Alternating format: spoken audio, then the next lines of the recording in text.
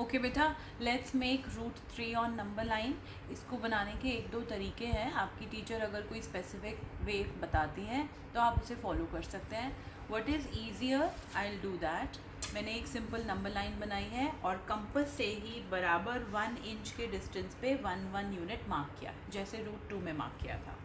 इसके बाद मैं जो हमारा नंबर 1 है उसके ऊपर एक स्ट्रेट लाइन लगा रही हूँ। आप देख सकते हैं कि मैं एक्चुअली जो पिछली कंस्ट्रक्शन थी उसे रिपीट कर रही हूँ। और फिर बिना कंपास को हिलाए यानी 1 यूनिट यूज़ करते हुए मैंने 1 पर मार्क भी लगा लिया। अब मुझे 0 को और इस मार्क को जोड़ देना है। I am just proceeding like root 2 in the previous video. तो ये बन गया हमारा नया value which is actually root 2। और अगर मैं इसे नंबर लाइन पे लाना चाहती हूँ तो मुझे इसको मेजर करना होगा, मतलब इसके जितना खोलना होगा कंपास को और एक आर्क के थ्रू इसे नीचे लेके जाना होगा। Then I can call this place as this point on the number line as root 2। Fine, ये डिट्टो सेम है रूट 2 का। अब इस पर नेक्स्ट स्टेप क्या करें हम? नेक्स्ट स्टेप में हम क्या करेंगे, रूट 2 पर जहाँ भी रूट 2 का पॉइंट आया है वहाँ पर 1 यूनिट लाइन फिर से बनाएंगे। रिमेंबर 1 यूनिट, अगर आपने 1 यूनिट से ज़्यादा बड़ी या छोटी बना दी आपका क्वेश्चन रॉन्ग हो जाएगा। तो जितनी ये पहले लाइन थी उतना ही 1 यूनिट आपको क्रिएट करना है और इस न्यू लाइन के पॉइंट को भी वापस 0 से ही कनेक्ट करना है। So we will connect with 0, जैसे पहले 0 से किया था अभी भी 0 से।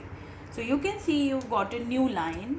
Now I am telling you that this new line is actually root 3 और मुझे इसको भी नंबर लाइन पर शिफ्ट करना है क्योंकि ये अभी हवा में बनी हुई है। सो नंबर लाइन में कैसे शिफ्ट करूँ? कंपास को खोलते हैं, एडजस्ट करते हैं इस रूट 3 के बराबर and then we can slowly make it, bring it down to the number line और इस बार जहाँ वो टच करेगा उसकी वैल्यू होगी रूट 3। बट मुझे ये बनाने के बाद, मतलब my root 3 construction is ready, but मुझे यहाँ पर अभी कुछ पॉइंट्स के नाम देने पड़ेंगे। तो जस्ट लाइक प्रीवियस हम इनको नाम दे रहे हैं A, B और C। हमने जब नया पॉइंट ढूंढा था उसका नाम था D रूट 2 पर, और इस बार एक और नया पॉइंट ढूंढा है जिसका नाम है E रूट 3। सो अल्टीमेटली जो हमने ड्रॉ किया है उसके हिसाब से A E की वैल्यू रूट 3 है और फिगर में A और इस पॉइंट जिसका नाम मैं अब F रख रही हूँ, सो A F की वैल्यू भी रूट 3 है क्योंकि वो दोनों सेम रेडियाई से बनाए गए हैं आर्क, इसलिए इनकी वैल्यू सेम है। नाउ इस क्वेश्चन अगर आपको रूट 3 बनाना आता है तो रूट 3 जस्टिफाई करना भी आएगा। सो आप क्या करेंगे, सबसे पहले AC is equal to root 2 prove करेंगे जैसे कि आप प्रीवियसली कर चुके हैं। आपको दोबारा करना है कैसे AC रूट 3 है या फिर AD रूट 2 है। AD और AC रूट 2 कैसे हैं।